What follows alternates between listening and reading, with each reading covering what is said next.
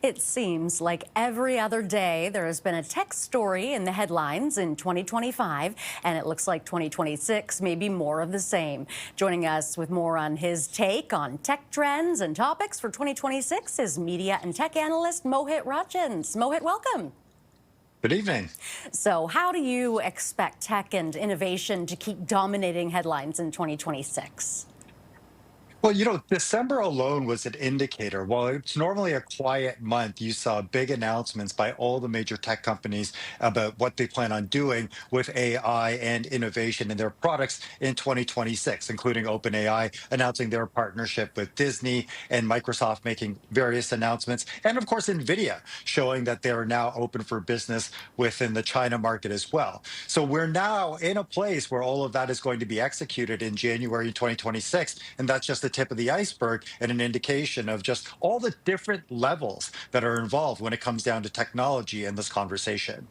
Let's talk about jobs in 2026. What roles do you see getting upgraded by new tools, and which ones might face the most pressure? Yeah, you bring up a really good point. A lot of people are worried about job displacement when it comes down to how technology is going to be used and utilized across the country. And the truth is, a lot of this has to do industry to industry. And so while some industries might necessarily see the disruption right away, some will see it basically on the administrative level and on levels where you can see the disruption already starting to take place with automation tools inside of the workplace. But make no mistake about it, we're nowhere near the point where AI is able to take the wheel and disrupt employment at a stage right now where humans can be adequately be replaced. And so right now is an opportunity for Canadians across the country to be able to rethink the way that they use some of this technology. What about consumer tech? Do you see big developments in 2026? What should consumers watch out for?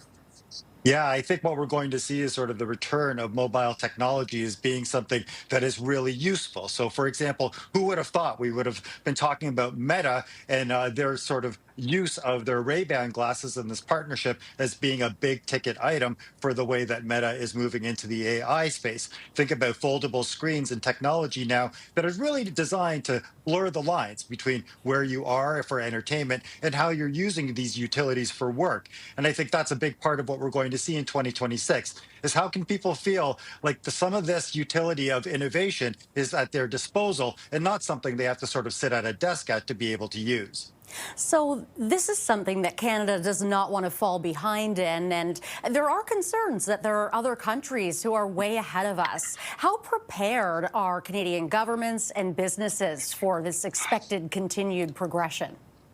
Yeah, I think you bring up a great point. There's several levels of it. On one hand, we're celebrated around the world for our academic achievements when it comes down to innovation, particularly in artificial intelligence. But also, we're in a critical place right now where we have brain drain in this country. And if we're not the leaders when it comes down to having companies in the innovation space, a lot of our talent will take some of the educational resources we have here and leave. There's that aspect, and there's the political aspect. Are we procuring, pardon me, the right amount of semiconductors and chips when it comes down to making sure that we're defending the right amount of threats that are against the right amount of threats, pardon me, that are we're vulnerable to in the future.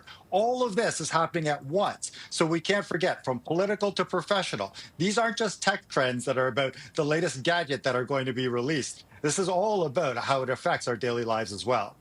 All right, we'll have to leave it there. Mohit, thanks ever so much for this as always. That's Mohit Rajhans, a media and tech Cheers. analyst. Take care.